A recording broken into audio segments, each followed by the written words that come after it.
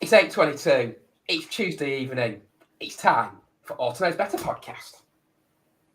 Hi, this is Don Matteo, and you are listening to the Ought to Know Better podcast. Let's do it.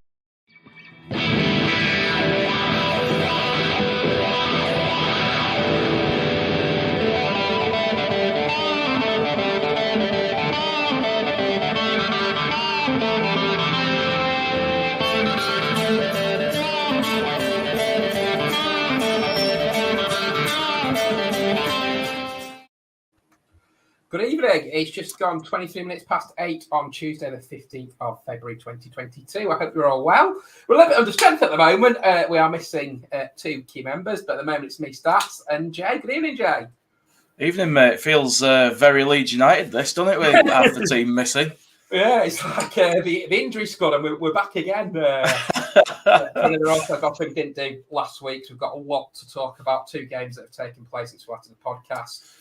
We're hoping things I don't want to relive. No, absolutely.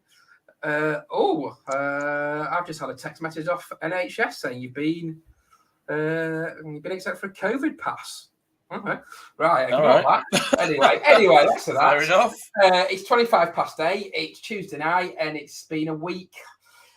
How can I describe an up and down week for Leeds United? We are hoping to be joined by Carl and Luke very, very shortly, and I'm sure we'll hear from them shortly. But we'll go through me and Jay to start with, and obviously we don't have the predictions, unfortunately, at the moment. We are waiting for Gilly to bring them in, and we're going to turn the clock back 6 days.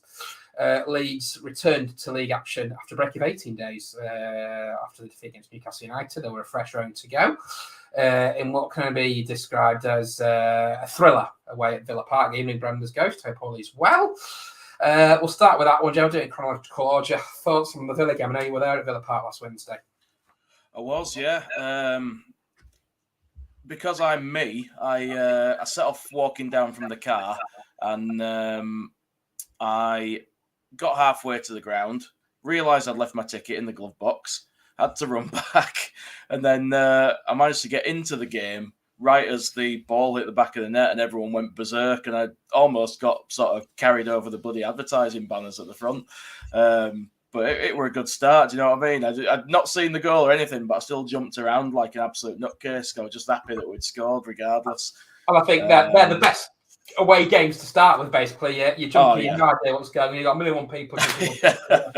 And it was a great finish from Dan James, and probably a little bit against run of play. And looking at that early point, that Leeds may go on and win third consecutive game at Villa Park. But in a blink of an eye, you're 3-1 down, and you're thinking, you're staring away at defeat. And it's kind of the same mistakes, really, isn't it, that are costing Leeds goals at the moment. We'll come obviously to the Everton game afterwards. But it's kind of the same errors. And at the moment, it doesn't seem too difficult to score goals against Leeds with the way the Villa scored on Wednesday night. That's the problem, and that's the thing that I'm worried about every game at the moment. And it looks worse now than it ever was last season when we were complaining about how weak the defence was. I remember sort of just stood there looking at the pitch at 3-1 and thinking, because I remember how happy I was when we were winning, and getting to 3-1 and just being stood there and thinking, what the hell has gone on here? Like, how have we had such a turnaround so quickly? And it immediately looked like every time they attacked, they were going to get in the box and they were going to score. And the problem, I think, is that the man-to-man system works really well in attack, but it doesn't work so well in defence, because I don't know if it's somebody not doing the job or if it's because they're doing exactly what they're asked and it's just that what they're asked is wrong. Because every time somebody gets the ball and they go through the centre of the pitch, they seem to be allowed to run from their box to ours unchallenged, and nobody will come from the man and go to them because everyone stays with whoever they're assigned, and it means that teams can cut through us like a hot knife through butter, and that's the main worry. I think having watched the game, obviously, on Wednesday night. I think Philip Coutinho had a really, really good game. Jacob Ramsey obviously played really, really well. And I think the blessing from a Leeds perspective, Jay, that they got the goal back so quickly before half-time from Dan James. Real scrappy affair, but he got in between two defenders and the goalkeeper. And suddenly, from a position where Villa, good evening, Lynn, from Donegal, hope all is well over there, you're in a position where the mentality kind of changes at half-time, doesn't it? Instead of being 3-1 down, you're only 3-2 down, and it lifted the place a little bit. And it did big time. They came out a really fired up team, and I thought they got deserved the equaliser through Diego Llorente. Yeah, absolutely, and that's something that he seems to be really good at. He does pop up in the box now and then, and he does score goals here and there. So that's something that I think is a big asset for us, because he seems to be quite adept at doing that now and then. I think that him and Strike together is probably our best partnership, but it's not really, something's not working at the minute.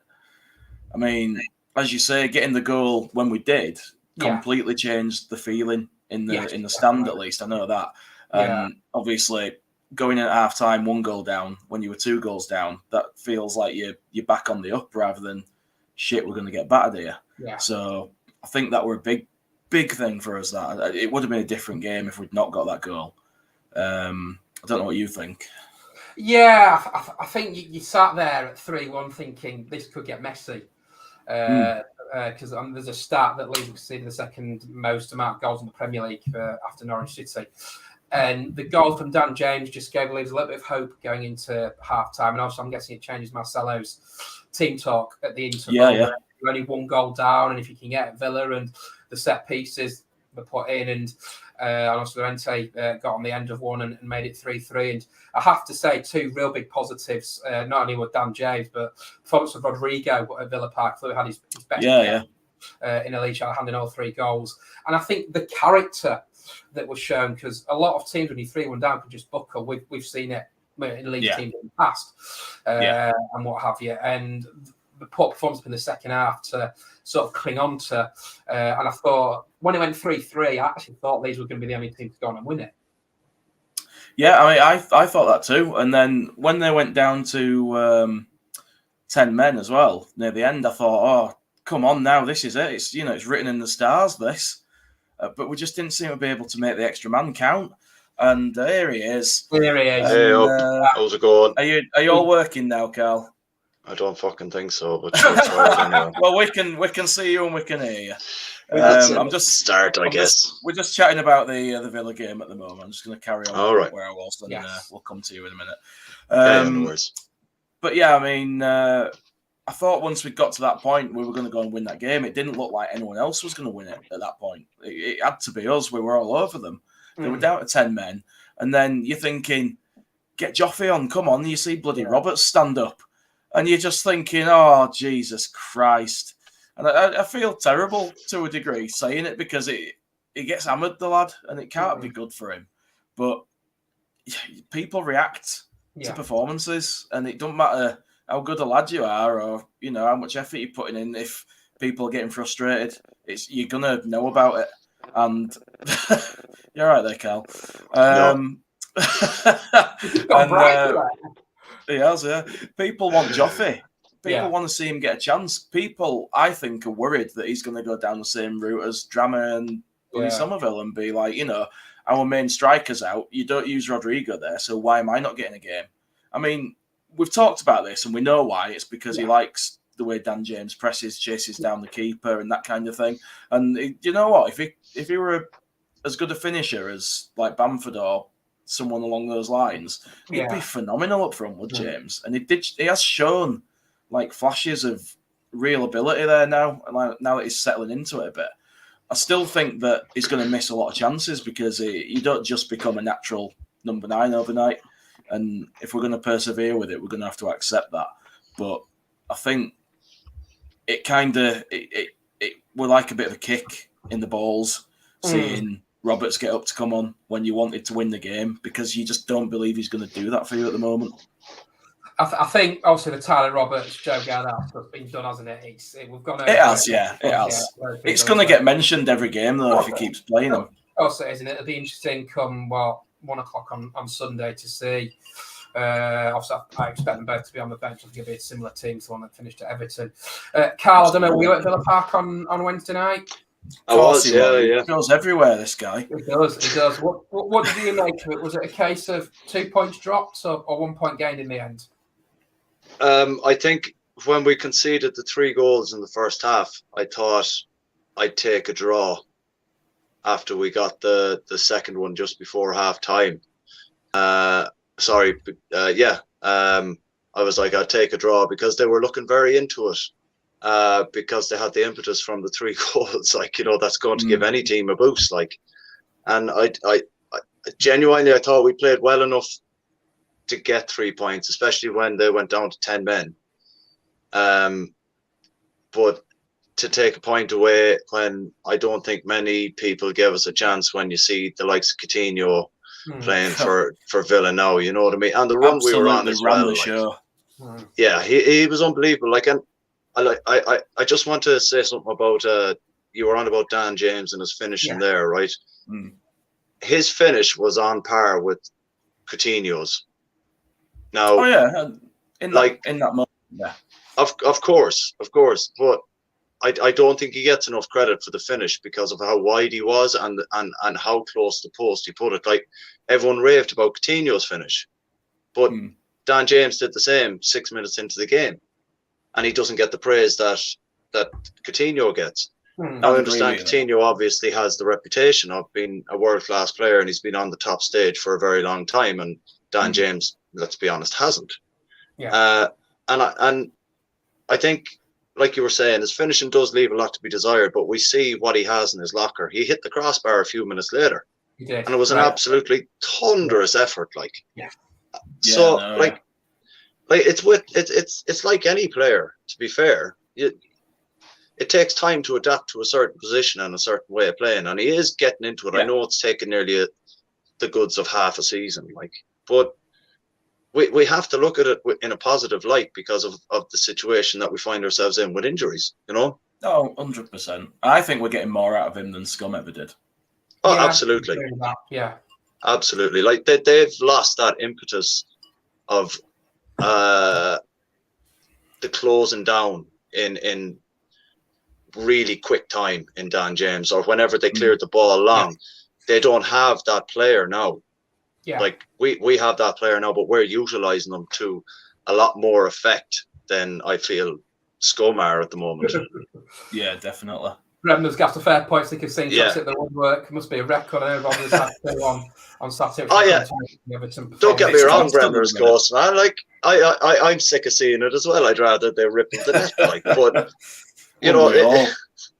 it is what it is, I guess. But it's like when we went to we've seen that many shots at the woodwork this season. It's like that time we went 59 games without a penalty. Like, yes, absolutely, absolutely. So we're due one of them bangers to go in at some point. I think. Hopefully on Sunday in the big one against Man United, we'll see one going from 30 yards. Also, we'll come to that game a little bit. I think we're due a few of them going in. Hopefully, all in the same game against. That'd be lovely. We ain't Man United one after the beat is 5-1 and 6-2.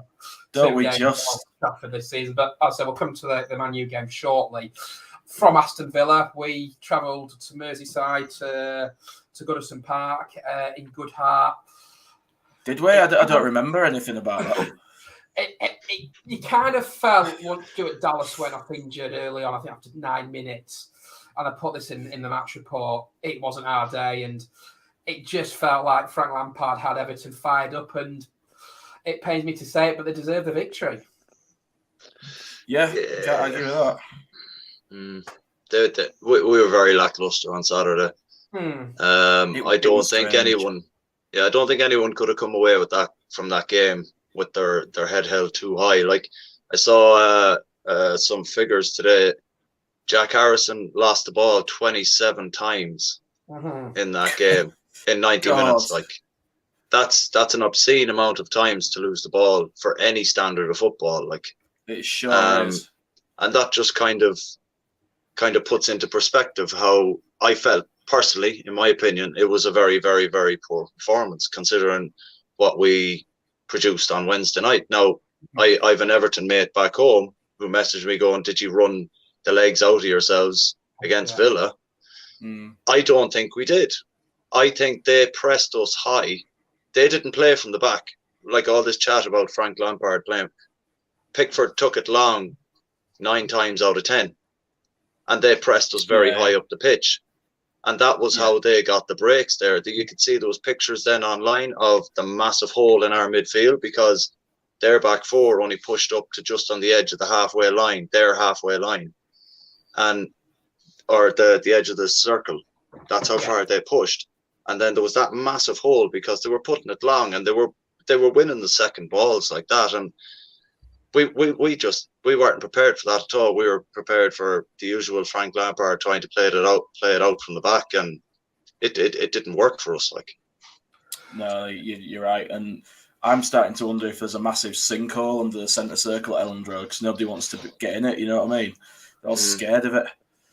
Well, I think it's a lot to do with the teams we play and how they decide to play against us. That hole in the middle comes about, like, because I saw someone say like that we should have played Cock and Forshaw and had Forshaw sitting and Cock in ahead of him.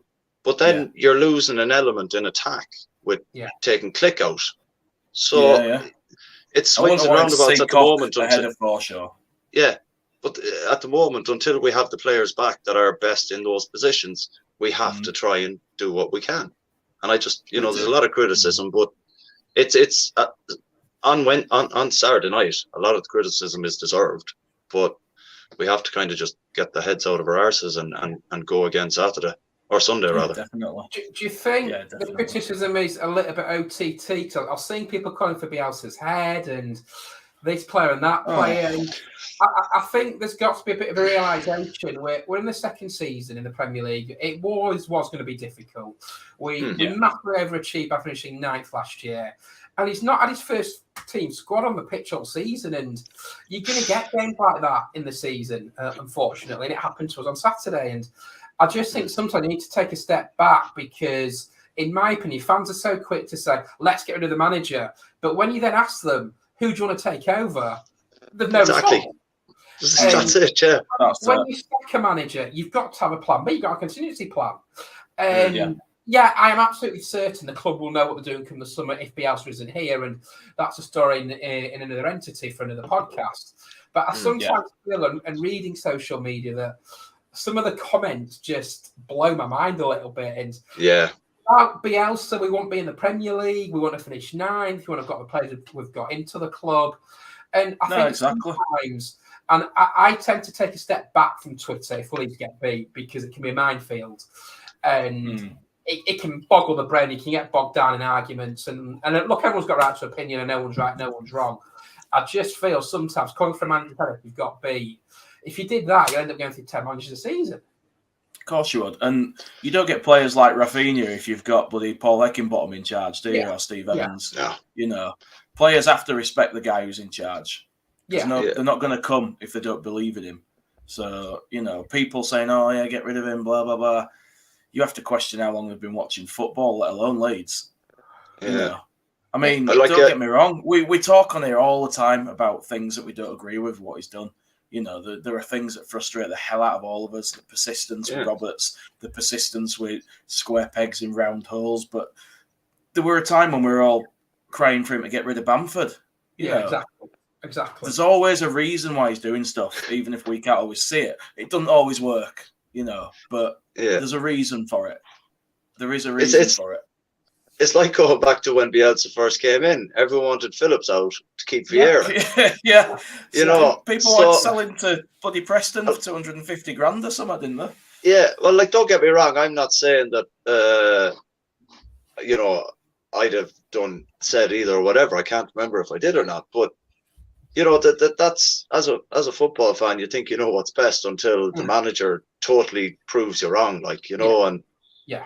I think he has got a lot of credit in the bank. Absolutely. Yeah.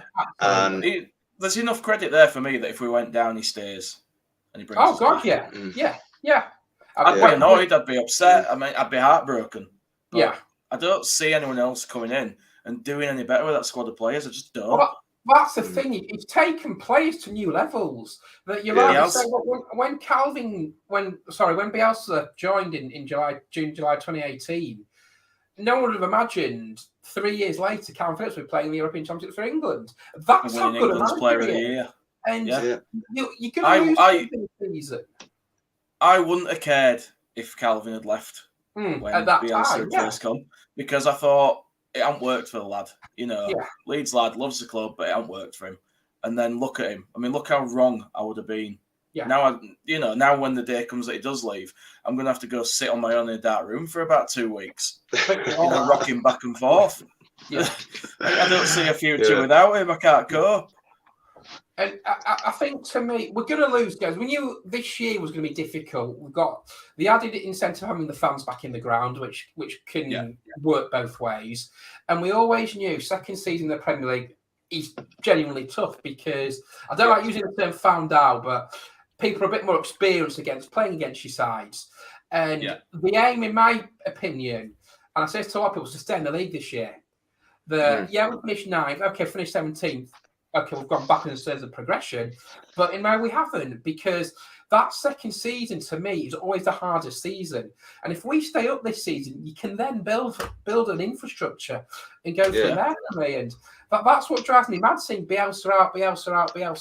And I think the famous phrase, be careful what you wish for. Yeah, 100%. Because what happens when he goes and then we get some cranking like bloody Big Sam or something? Do you know what I mean? Then if anyone cries for Big Sam now after this, I'll cry. Do you remember that guy on TalkSport? Yeah. I think he had to be a wind-up merchant. He had to be. Did find him on Twitter? The what, sorry? Did he what? I think Lee found him on Twitter, didn't he? Then he blocked him. Yeah, I think so. Yeah. We are in the league games. We've got 15 games left, and we're going to come to the poll very shortly indeed, because I want to touch on the Everton game very quickly. But it's going to happen this season. 15 games left, and we'll see where it takes us. That's right. We can have a very short predictions update before the poll starts, because I do have some info now. So when it's time, we can go to it. I've not got the in-depth info, but I've got a bit. So... nice. But yeah, before we do move on, I was just going to say, in fact, I've forgotten what I was going to say. It's gone completely out of my head. Well, so we were talking about Everton, and then we transgressed into something completely way off the mark there. But yeah, what were you going to say? That's what I was going to say. I was just going to say, like, regardless of how long sort of Bielsa does stay, I think that we are probably looking at a good 2 or 3 summers yet to properly overhaul that squad into something competitive. Is Cal frozen, or is he just like staring at me with loving eyes? Sorry, no, I think I had my internet's been an absolute pain in the hole tonight. I don't know what's going on with it. I'm trying to log in on the laptop just so Jesus, Gilly's definitely going to take this in the outtakes and have me freeze framed in some mad fucking position now later on in the season. Something I fucking know well. Absolutely. Before we go into a scoreline in the Champions League for half an hour from the Avalazza Stadium is Sporting Lisbon 0, Manchester City 4. They are incredible. Manchester City 4. 4-0 up. I was going to say I couldn't hear much of that because Cal started fiddling with his phone again. Right, yeah. Sporting Lisbon 0, Manchester City 4. That is incredible. Still 0-0 in the Paris Real game. That's probably the better game as well. Something in the background and keep glancing at it. Anyway, I believe you've got some prediction news for us. I've got a little bit, yeah, so here we go. Auto know better predictions. Right, so I'm gonna have to give you this as I read it, kind of thing, because it's just been sent to me and we're winging it tonight. This is the most live of live shows. So can go wrong, will go wrong. Exactly. So what I've got from Gilly is that nobody got a -5. I'm taking it that includes Villa as well. Stats is top. Hey. Yeah, look at you. You know, you get these people that just come in and take over, don't you? One way to go.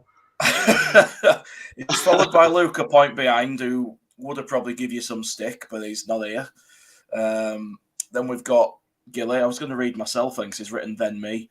Then we've got Gilly behind Luke, third place. Bren's fallen back because he went for a Villa win, so he must have got a -5 then. And then most people are on 14 points. It's not the most comprehensive predictions round that we've had, but you've got a picture of who's where and what's what. Who's bottom? No, well, I'm going to get to that because, as Gilly said, that's very important. Nobody got anything from the Everton game, and Smarty is still rock bottom, anchored down there like Burnley. He's the Burnley of Ought to Know Better. Didn't he start off quite well as well during the season? And now he's just fucking dropped like a stone. I think so, yeah. I think so. Yeah. Fucking hell. Well, that's his loss. Anyway. Back to you. Evening, Marty. Hope they are doing well. Oh. Right, it's that time of the pod. We're just about almost. Hang on, Stats. Hang on. I've not taken your prediction for the next game yet. I'll give him mine. You know, you're running here. I'm running here. Not even walking. Hold on, that comes at the end, does it not? I thought we did it in the prediction stage usually. Oh, do you want to preview the... Well, I'm doing it now. I've got the notepad open. Just tell me the bloody score that you want, Stats. Man United. Oh. Jeez. I'm going to sit on the fence. I'll try not to break it because I'm that fat. You get splinters, man. Yeah. Sitting on that fence all the time. I'll go Desmond. You'll do what? I'll go Desmond. Have you never heard that before? I have, but I've forgotten what it means. 2-2. 2-2. God knows why. I'm trying to be positive. That's right. I have heard that before, but for some reason, when you said it, I started thinking of Desmond's, the comedy. Yeah, the hairdressers, man. The barbers. Yeah, that's it. So, scum. You know what? I can't remember if I've been to a game against Scum at home since the first one that I went to in 94, 95, whenever it was, and we won that game. And it's one of the very few that we've ever won at home against those fuckers. So I'm going to go... Was it 3-1 that game, Stats? Was that Christmas Eve 95? Yeah. Yeah, when we won at home. Yeah, 3-1. I think a game that Bremer's Ghost was talking about, December the 24th. Yeah, that's right. Yeah.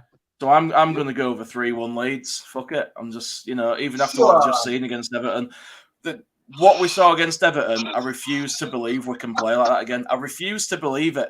I am not having it. Do you know what? It's a good point you make there, Jay, because I saw a comment from a chap on Twitter today while I was in the pub, and he said Everton felt like a Forest moment. Yeah, and it was Luke Ayling that came out against Everton as well.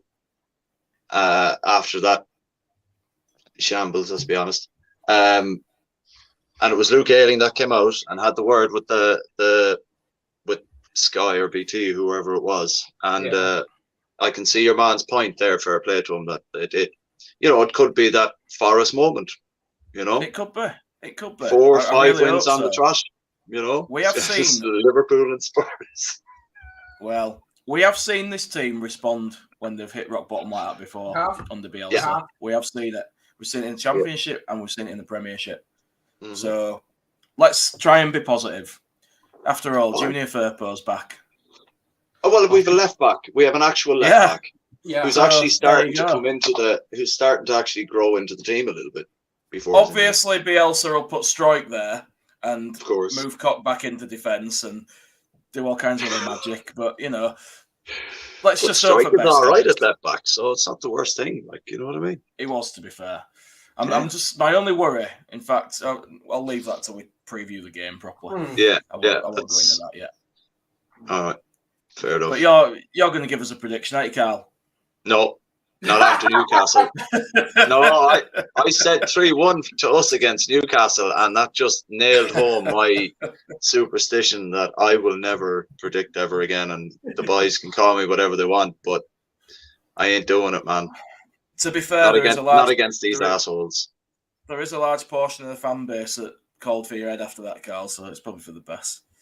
Was there? No, I'm just winding you up. Shit. Right, okay. All right, Stats, where are we going next? We're now it's that time. It is now virtually halfway through the show, and it's poll time.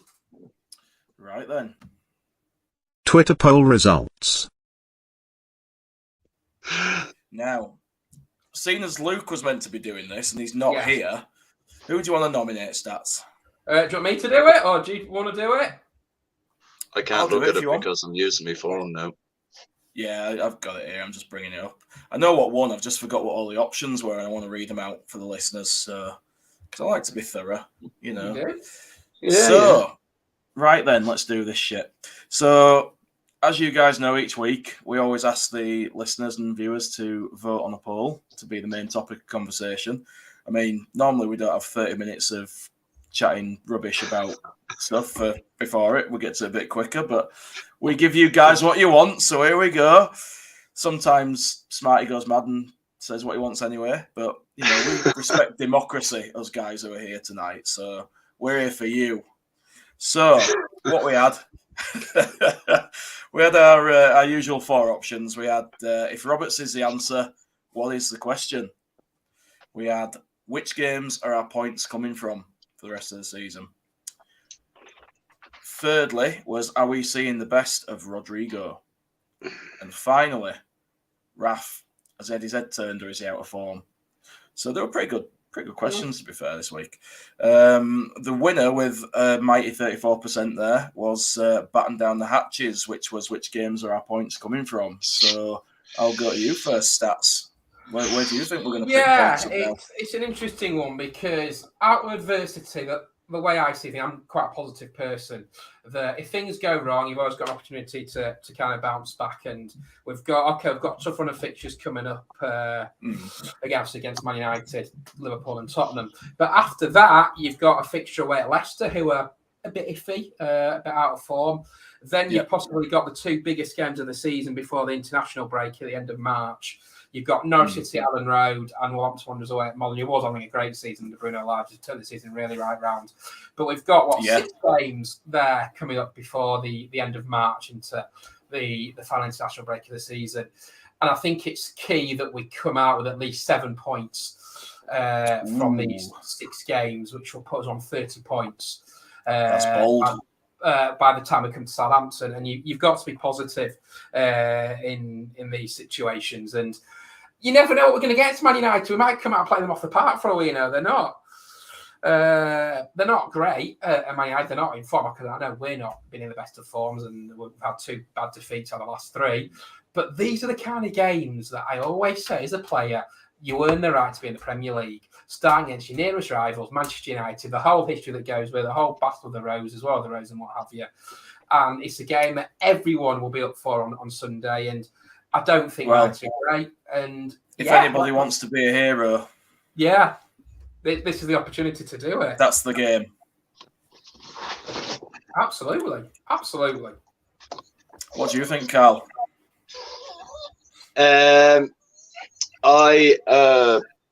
What's Bruce think? I can hear him telling you. I don't know what he wants, man. Honestly, I always like Stats. I like to try and stay optimistic. And against these next 3, Spurs are very indifferent. They bounce from one really convincing result to the next, kind of very inconsistently. So they were very lucky to beat us at White Hart Lane. So I'd like to think we could get something out of that. So the next 3 games, I'm thinking if we get 2 points, the next 3 games, I'd be relatively happy with that.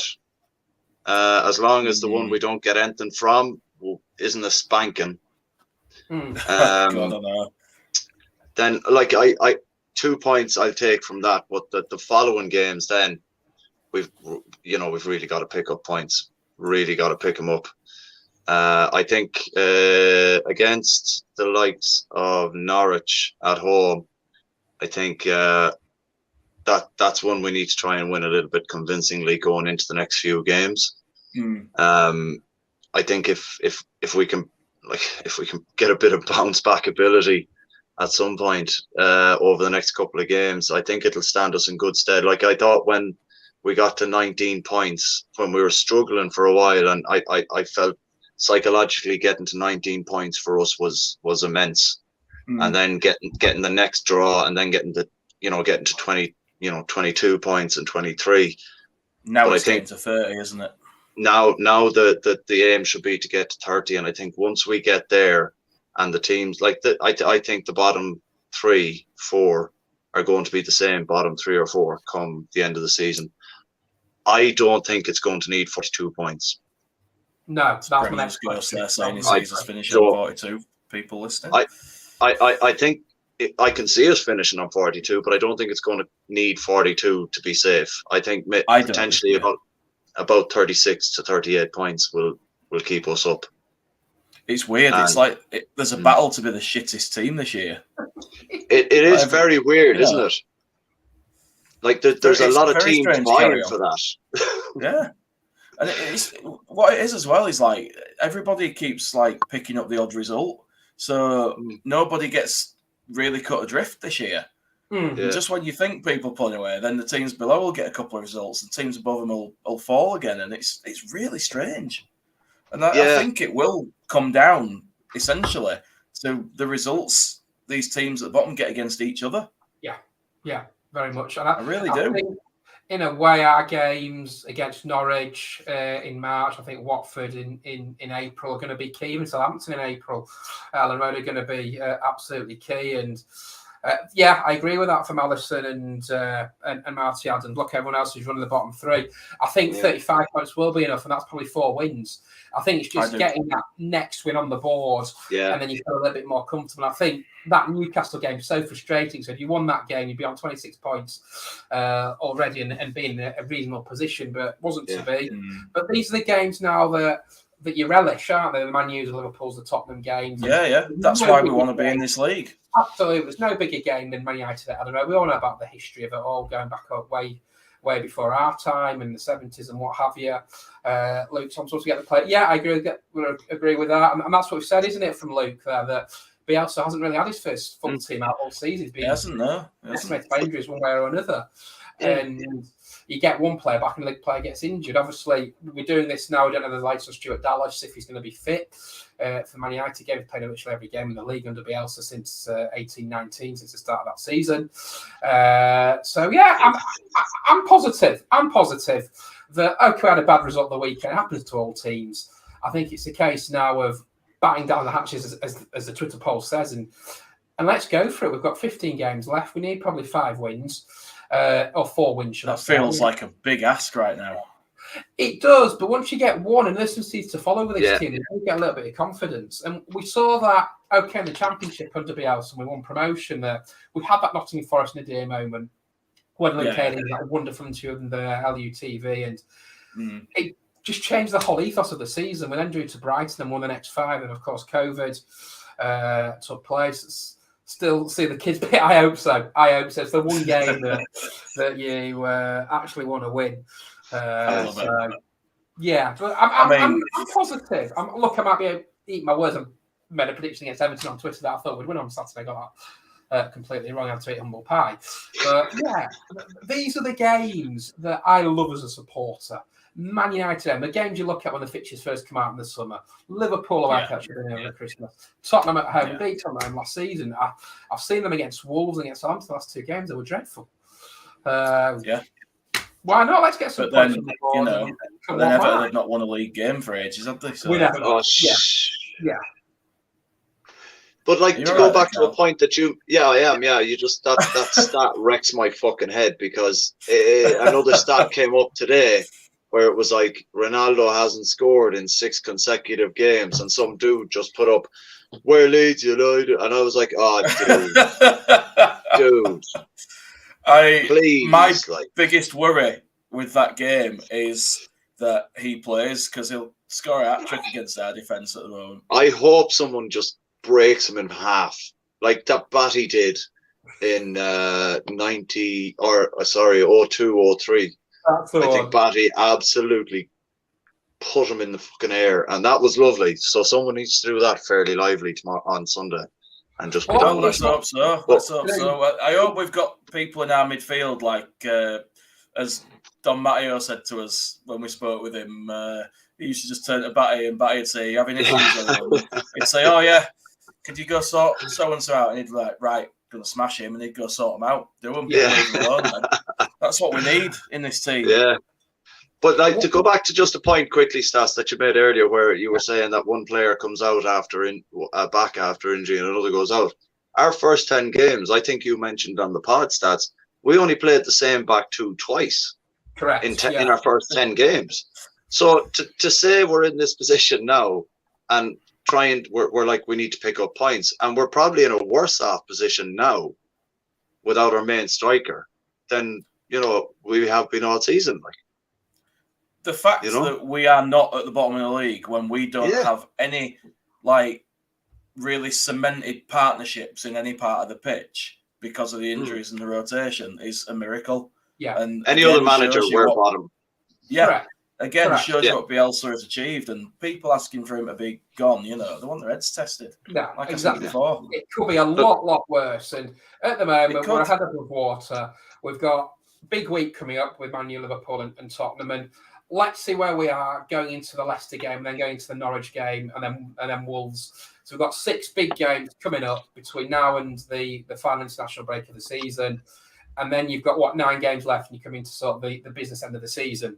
We'll see. Hopefully, those 9 games will be that period when we get those players back, and we have that running absolutely. Players. Jesus, that could be invaluable, and have a real positive end to the season. But I sometimes think, how do I put it?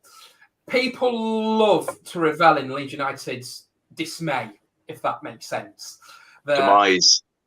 Twitter is red hot when Leeds lose, and that's why that's why it's we not have to just give it Leeds to them fans. when we win. Yeah, it's every team that you get beat on a Saturday or a midweek, and it goes, wow, it's red hot. And I want to stick up them on Sunday. I was at Old Trafford. I'm sure you probably were at Carl in August when Luke Erling equalised, and you start thinking, "Oh, this could be good here." And all I met you outside, Stats. Yeah, absolutely. Not really tasty. Could have kicked off together and got pepper sprayed. Probably, yeah. We're well come for that with the Everton game. Sorry, carry on, Stats. But yeah, we 0-1. We haven't beaten them at Ellen Road since 14th of September 2002, when a certain H. Chewell scored a header on Rio Ferdinand's first return to Ellen Road. We haven't got a great record against them. We never have done. David Weatherall, hero man, scoring the winning goal in 97-98, also scored in the 2-1 victory over the Red Devils at Ellen Road on September 11th, 1994. And then, of course, the Christmas Eve win when Tony Yeboah turned Paul Parker inside out and chipped over Peter Schmeichel. So we haven't had too many victories in the Premier League. There's one game that will always stick in my throat against Man United. Was back in March the 3rd, 2001. Fabian Barthez kicked out. Ian Hart should have been sent off by Graham Barker. Carl. Wasn't. And Hart missed the penalty. Man United took the lead through Luke Chadwick. Paducah scored an absolutely phenomenal equaliser from a great cross from Danny Mills. And then somehow, and Wes Brown goals disallowed. To this day, 21 years later, I still don't understand it. And it cost us Champions League. And you look at little decisions that changed the course of history. Yeah.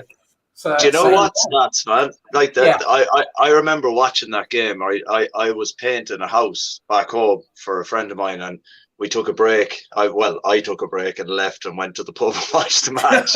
But the one thing I remember about that game, Beckham got a free kick for them, and there was a point in the game where Beckham and Hart got 2 free kicks each in similar positions. And Hart scored one, and Beckham scored one. And man, I was sitting there. I was sitting. Obviously, I brought my mate down because he was driving and I was drinking. And I remember turning to him. I was like, "Geez, this could be down to free kicks. This is mad altogether." But that was a great game of football as well. At the same time, regardless of the result, I came away from that going, "How did we fucking lose that? How did we lose that? There was points in that game where we were well on top, and we could have had them for about 4 or 5 at one point. But anyway, Amazingly, David O'Leary never beat Alec Ferguson. For games that we have some monumental games at Old Trafford and Ellen Road. And I remember when O'Leary first took over, we went to Old Trafford, lost 3-2, put a brilliant performance in. Robinson came off the bench. Hosbank and Kjell scored, and were beaten by, I think it was a very, very late goal from Roy Keane. But look, this is the big one, isn't it? This is the game that all Leeds fans look out for, isn't it, on Sunday when those fixtures first up in July. And I hope the fans, and I'm sure the world will make it for an unbelievable atmosphere on Sunday afternoon and scare the hell out of them. I'm most looking forward to right now just finding out if those lads from Argentina got 4 tickets or not, because the Twitter meltdown will be insane if they get into the game. There'll be people who literally lose their shit if that happens. I tell you. But I bet you they beat Bielsa as well. yeah, the full works. You know what I mean? That always seems to be the way, doesn't it? Yeah, but look, we've sort of digressed a bit here, and I was actually going to ask you, Stats, when you said about 7 points. Yeah. Where do you see those 7 points coming from in those five, 6 games? I've gone for a point against Man United, so I'm going to stick by that. Okay. I'm going to go for one against Tottenham. I don't know why. We did it last season. I thought they were awful against Leeds last season. I know Leeds came on the wave, and I think they won the last 4 games last season, did Leeds, and we'll come into the game after. They came into that game on the back of the defeat against Brighton back in May last season. And then Norwich, and I think actually 7 points. Personally, I could be wrong, but if you get points in your home games, it takes the pressure away. Look, Anfield, no one expects us to get anything from, let's be brutally honest. No. Leicester will be tricky, but we won their last season at the King Power. I think Leicester are one of them teams where if you manage to keep them out early doors, you got a chance. Where with us, they'll probably try and score quickly against us, and if we let them, we'll probably end up getting hammered. Yeah. Do you know what, lads? Yeah, but it does feel like a winnable game. Like I remember speaking about the game against Leicester when we played them at home, and there was a lot of talk about, Bielsa doesn't have a plan B and this and that, right? But what if Bielsa's plan B is sacrificing space further up the pitch to sit a little deeper so that Vardy doesn't get that chance to run in behind off them? But like Vardy didn't have any shots on target and no clear-cut chances.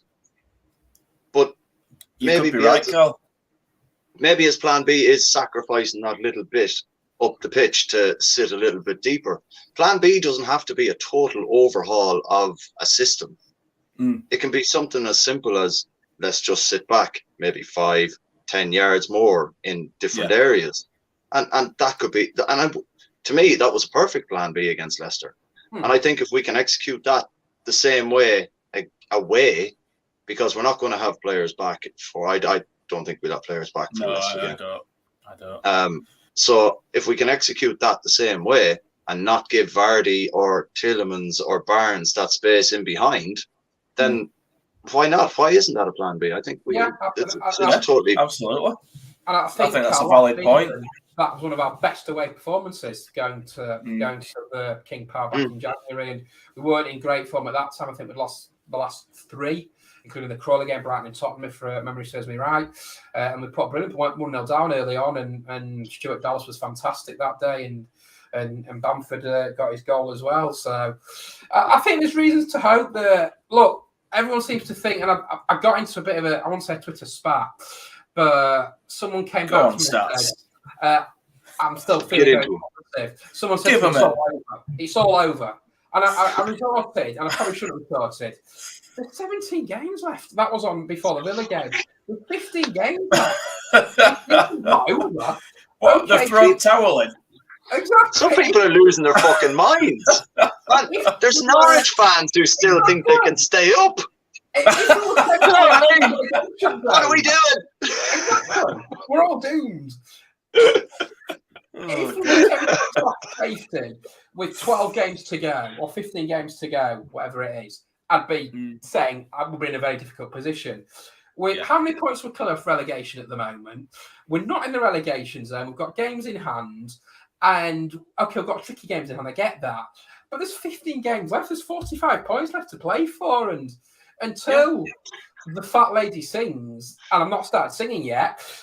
By the way, only at the weekends, stats. Only at the weekends. Yeah, only at weekends. Bit of opera for Carl. It's not over, and it's nowhere near over. Let's see where we are at the start of April, going to the Hampton game on April the 2nd, or even going to the Norwich game on March the 12th. Let's see where we are on the league table by then, and then I'll start looking into the future. But we've got 6 games, as I say, coming up before the next international break. The next week will tell us a lot. Come 3 o'clock against Tottenham on the 26th of February, where we are after that game. But I'm positive. I always knew it'd be tough. I remember watching the Blackburn game at Ewood Park in July, and I think we knew then it would be a tricky season for the club. But they've just got. It's funny you say that, because I went to that with Adam. Yes. And we were saying the other day, like, we said to each other at that game, Jesus Christ, this don't look good. It's going to be a long season, this. And there's a lot of the same stuff happening that happened in that game still. It's very frustrating, but we saw it then, and it were odd. We just didn't look ourselves, and we seemed to be sort of playing against ourselves to a degree this year. And to be fair, as you've both rightly said, to be where we are in the league at this moment in time, I think is testament to the job that Bielsa's done. Because with any other manager, we'd be rock bottom with all the injuries that we've had. Yeah. So what Bielsa's done, and okay, every manager's got his faults. We know that. And what have you. Even Guardiola's got his faults here or there. Not many, but he's got some. We are 50. Refuses to play a striker, the motherfucker. Our aim this year, as far as I'm concerned, is always to stay in the Premier League. We know we're not quite good enough to push on just yet. That'll hopefully come in years to come. But at the moment, we finished 15th, 16th, 17th. We're in the Premier League next season. That's a success. That's all that matters to me. Yeah. And I'll tell you what, stats. Yeah. The thing, what's happened with a lot of people, I think, is when we got to the last few games of last season, we had that very slim possibility we might get into Europe. Yes. And I genuinely think not most, but a good percentage of our fans walked away from the end of last season thinking, we're going to smash it next year. We're going to be top 6. We're going to be in Europe. And the brains can't cope with the fact that we're actually down where we probably should be, scrapping, And I think people have gone a little bit stir crazy. Yeah. Don't get me wrong. I had a chat with a lad on Twitter there after the Everton game. And chat. Just a chat, just having a Leeds chat. There was no bitchiness or anything like that. It was just a chat. And I just made the point that if we're playing players out of position so much the way we are, they have to adapt. Look at Koch. It's taken him 5 games, 6 games to actually look like he could play CDM instead of Calvin. Yeah.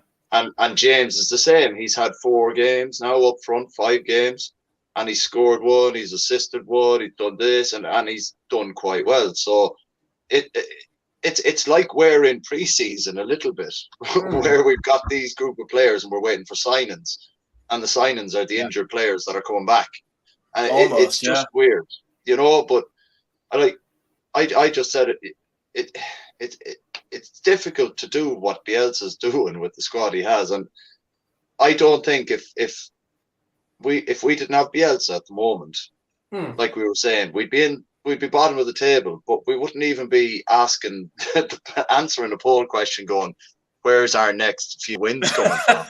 Because there wouldn't be a cat's chance in hell we'd be talking about points. We'd be like, what are we doing to rebuild next season? Yeah, so let's just keep a bit of a positive spin on it. It's the worst things that can happen. Absolutely.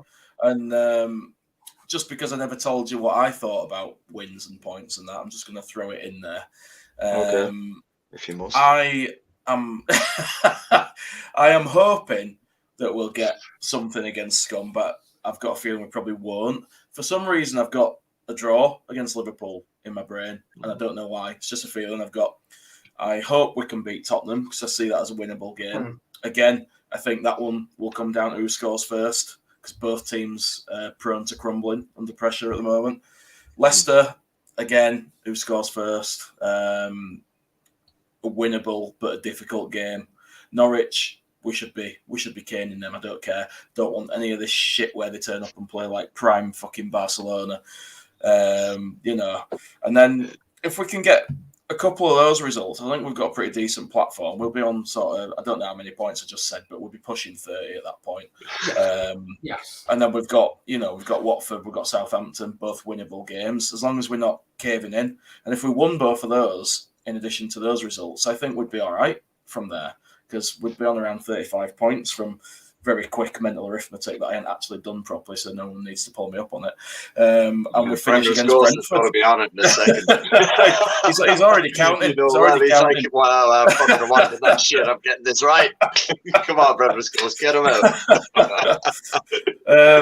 Back end of the season, you know, we've got City, which will either get a miraculous win or get destroyed, because that's what we do. I've skipped a couple of games here. I'm not going to preview everything, but Brighton will never get fuck all again, so I expect out. And Brentford, last game of season, they would love to send us down. So we can't allow that to happen. We could send them down. Yeah, we could send them down, stats, because they are on a downward spiral at the moment. I saw we're on a sideways spiral. I saw a little snippet with Micah Richards on the podcast with Chris Sutton and that, and he's fucking not impressed with Brentford at all. Really? At all. No, he's like, I don't know what people are talking about. Sure, they're very bang average. And I was like, I like Micah Richards. He's bang on, so he is. He is actually really good. And like some of the media seem to love Thomas Frank, and I don't get that. I hate the way he chews chewing gum. Fuck. And points to watch. Time, Reg. Time. He's a new Fergie. It's like a foreign Neil Warnock. Foreign Fergie. Yeah. Anyway, so it drives me insane. So what's going on now? Right, we've done the poll. That was just the poll. Right, okay, so we preview next, don't we? We've done a bit of Man United as well. We've talked about the game, how we want to be first to the ball. We want someone to go. They've not got the players that they used to, like the Keanes, the Beckhams, the Giggses back in the day, isn't it? I think if you're Adam Forshaw, who I think will be starting, you want to put one on Ronaldo straight away, don't you? And to say, he's not been playing, has he? Yeah. So who knows? He was only coming back from like a slight injury, so this is kind of a good game to maybe fire him back in there, like you were saying, Stats. Yes. Very much looking forward against the most hostile crowd he'll ever meet in his life. Yes. I'll be at my best mate's wedding on Sunday, so I'll have a few to drink on Sunday afternoon and drown my sorrows, or hopefully celebrate and have a few more to drink and be very merry and bright. So I'll tell you what, Stats. I am hoping that we win that game, and by 4 o'clock or whenever it is, you're on that dance floor with a tie round your head, swinging your jacket round, going for it. Something like that. And in case Sophie expects it, he's watching, it won't be quite murder on the dance floor. No, it won't be quite murder on the dance floor. So full of them today. Cool, we are coming towards the back end of the show. I think we've got a new feature coming in this evening. I can't remember what it's called. I think Jay will tell us all about this. Well, because we don't have anything prepared for this, really, because we don't even know if this is officially going to be a new feature. It's just something we threw around today, and we thought we'd sort of stick it in and see how it goes, you know, a bit like Jason on a date. So we've discussed having this thing called Ought to Know Bitter, where it's just a section where we can either, someone can have a rant about something that's pissed them off this week, or we'll talk about negative sort of fan reactions or anything like that in this bit that we've seen on Twitter, just, you know, negative news stories, that kind of shit. But Carl looks like he's itching to say something here, so I'm not going to say it at all. I just like the idea of this. I was at work all day, kind of floated by it in the group chat, and I'm quite down with this. Okay, good stuff. Well, you know, we've had to find something to replace the Hawk topic, so, you know, as the man who gave birth to this pod, that's the credit I'm going to claim, because I thought of the name. I'm now giving birth to this, and you know, I should have thought this out better before I started down this road. Anyway, so without further ado, it's time for Auto No Bitter. And the topic that we've got here this week is actually the treatment of the Leeds fans by Merseyside police. I don't know if any of the people sort of viewing or listening were there and experienced any of that. Let us know if you did. But you were there, Carl. You managed to stay out of trouble this time, didn't you? I did, yeah. Yeah. Generally, I do. But, you know. I didn't see anything until after the game, if I'm being perfectly honest. And then I read a few news reports on the West Yorkshire, or the Yorkshire Evening Post, and the BBC. And apparently the Merseyside police felt the force at which they decided to use pepper spray and physical, abuse towards the Leeds fans, they felt it was substantiated by the way we acted. And I'm going to be honest with you, I didn't see anything. I didn't, but any videos that I've seen, it looks to me like fans are trying to get back to seats after half time, and the 5-0 are just kind of standing there and being very aggressive. Now, like I said, I've only seen videos and read the report, but what's kind of damning is that the Merseyside police have just come straight out without any kind of hiding their hair of going, all right, okay, fair enough, we'll have a look into it. But they've just gone, no, the force was necessary and that's it. And it's like, well, you can't, there's videos online of people just essentially looking to get back to the seats and you're pepper spraying them. Yeah. So like I said, I've only seen what I've seen online and read what I've read, but I wasn't impressed by the way the Merseyside police just decided to go, it was worthy. And I think that's bullshit. Like, well, Bremner's Ghost there saying insane of the cop to be spraying fans on the stairs asking for a stampede. Yeah. He's not wrong there, because people are going to want to get away from it or get out the way or whatever if stuff like that's happening. What if fans started falling down the stairs? Like, oh yeah, but that's fine. That's okay, like, you know what I mean? There'd be stamping going on and there'd be people falling on top of each other, but you know what? It's under control now by the Merseyside police because everyone's on the ground and not able to charge at them and get back to their seats. Oh yeah, that's it. I mean, I've not been to as many away games as you has, Carl, because you're hardcore. You're at all of them. I'm not that hardcore. Don't worry about it. I've been getting to as many as I can sort of this season and stuff, trying to get to a few more. We won't go into a ticket fiasco because that's another whole topic for altogether. But in my experience, I know you said same, when you go to an away game, you don't sit or stand where it says on your ticket. You just get into the stand that you're meant to be in and you find a spot.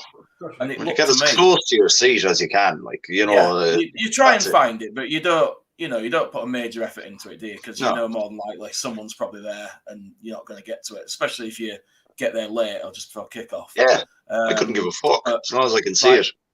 Exactly. I got to Villa, as I said, just as the first goal went in. I had a quick look for my seat, couldn't see what area it were in, so I was just like, all right, just went out and found a spot, stood next to a bloke on end at row, no problems. Yeah.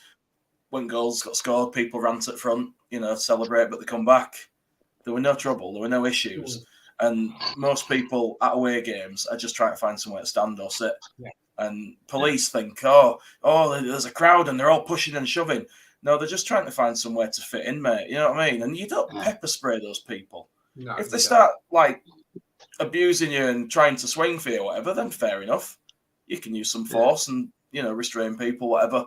But in my opinion, it left a lot to be desired, and you would hope that police that are sent to police football games would have better training than that. And as a great example is the Preston police guy who posts on Twitter and engages with other fans. He's brilliant. He's absolutely class, man. He's fantastic. Yeah. They don't seem to have any trouble because they treat people with a bit of respect. That's all. I've been to Preston, man. There's been nearly 7,500 Leeds fans at Preston, and they're you've never hear anything from your man, like you mentioned, stating anything other than great to have the Leeds fans in again, great noise, and that's it. But all we've been seeing recently, you had Chelsea where the squash was going on, and they said the excessive force was very necessary. when it wasn't. Yeah. Clearly. And then you've got the police then again now at Everton saying the force was necessary. It's Leeds fans, and and it's like, I know we had a reputation back in the 80s, you know what I mean, and the early 90s, but that reputation it's not like some people try to keep it going, but it's fairly non-existent nowadays. So I don't see. Right, yeah. But like the second half had already kicked off when the cops were pepper spraying people. So logically, you're thinking if there's a crowd of people coming up, they want to get back for the second half. They're not trying to push into an area. Like, these people are already in the stadium. They're allowed to be there. Get out of the fucking way and let them go about the business and just see the game. Like, there's no need for it. It was like I said, I only saw it was online and read the reports, but I think it's absolute bullshit. Like, that's the second time now, and cops down in London said the same thing about Leeds fans. And there was something at the West Ham game as well in the cup. You know? Yeah, there was something there. Yeah. Yeah. There's just no comeback though. There doesn't seem to be any sort of. There's no way of getting anything out of them, like any sort of admission that they did wrong. No, because then they have to try and police us differently, and if they lose control, then it's our fault again. Then, like, you know what I mean? So, of course it is. I think the way away fans should be treated, just across the board, is just trust them. You know what I mean? People are like down at Chelsea. Apparently, there was kids and wives and everything, because it was, as such a big game. There was kids and wives and husbands and all sorts. But people take their family away for the weekend, don't they, to games in London and stuff. Yeah, and absolutely. Like, to blame the fans for that is like because of their incompetence. But no one in authority will ever call them out. Yeah, because the thing is, like, anyway, I know this is or no better, like, but I could go on about this kind of shite and the treatment of football fans for ages, because I think it's absolutely disgusting. It's good to let it out, isn't it, Carl? It's good to let it out. Yeah, it is sometimes, man. Yeah. And even if this makes one copper think twice about spraying a Leeds fan, they probably won't watch this, but you never know. All we can do is put his opinion out there and hope that things improve. Bremner's Ghost, they're saying treat fans like animals and they'll behave like animals, is absolutely right. Yeah, absolutely. Absolutely. Like, I think every cop that's dealing with the away fans should take a book out of the Preston Copper's book and engage properly. Like, anything I've seen other than his tweets towards it's like, you can go here, you can go there, you can't go there. He's like, he actually engages with people, like, and that goes a long way with fans, like. Yeah, and fans go to Preston expecting a good experience because they've engaged with this guy. And there's some trust in the police at that game. Yeah, and but there's a guy like that don't come easy to a lot of people these days. But you engage people, you talk to people, you don't batten them and bloody pepper spray them. It was Preston away where your man boogie boarded up the fucking crowd. You know what I mean? And like any other ground, we wouldn't have gotten away with that. Like, but I'm not saying it's strictly down to your man tweeting out, but he builds that, like you said, Jay, that little bit of trust between the cops, and the fans, because regardless of who's behind the account, you're going to go up to every cop and try and have a laugh with them if it's a bit of interaction, because you don't know if it's him or if it's not, but they're part of who he is. Human beings who you can speak to.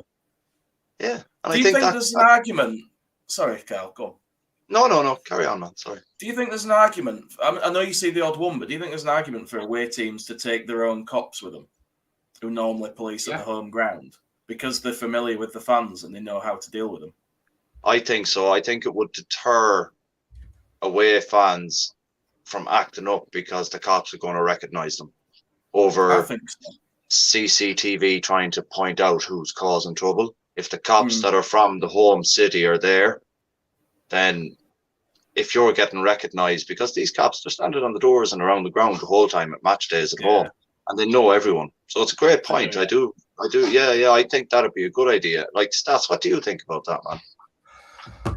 I know we take off stewards, and I speak to Phil Cresswell quite a lot. Thumbs up, Phil. And the stewards, the Legion had a way. We need a bell, don't we? We need a bell like square ball and Stats name dropping. Absolutely, something like that. But brilliant. And our stewards are fantastic. And I know I've not been to any away games in the away end this year. And I did the Man United game for Hospital Radio, but I sometimes get the impression that they're out to look for trouble. And all people want to do is go out, have a good day, enjoy the football, whether Leeds win or lose, have a few bevies with the mates or with the family, and come home and have a bit of a sing-along on the train. And there's no harm with that at all. And I sometimes feel that that's an away day. Of course it is. And people look forward to them, and they're there part of getting up at silly o'clock and going to the middle of nowhere and coming back. It's never a cheap do, is it? You're spending a good amount of cash. I just worry that sometimes there was an incident when a copper hit a Barnsley kid. I think it was on Twitter ahead of a Sheffield Wednesday game a couple of years ago. And I think he got prosecuted in the end. As he should. These are people that just want to enjoy the day out, and they don't go looking for trouble. And yeah, there's banter between supporters. We've all got that. And of course there is. It frustrates me that I don't want to say it in a bad way, but let the fans enjoy themselves. Now, if the fans start arguing, I'm not just saying Leeds, I'm just general football fans. If they start arguing with police and what have you, then that's when they get involved, which I can understand. But if there's no trouble going along, let them enjoy the game. I've been to, as Carl says, I've been to the Preston game. There've been 7,000 Leeds fans, and I've not seen one ounce of trouble. It's a good laugh, and let fans enjoy the game. They've saved up their hard-earned cash to go to the games. Let them enjoy it. Yeah, absolutely.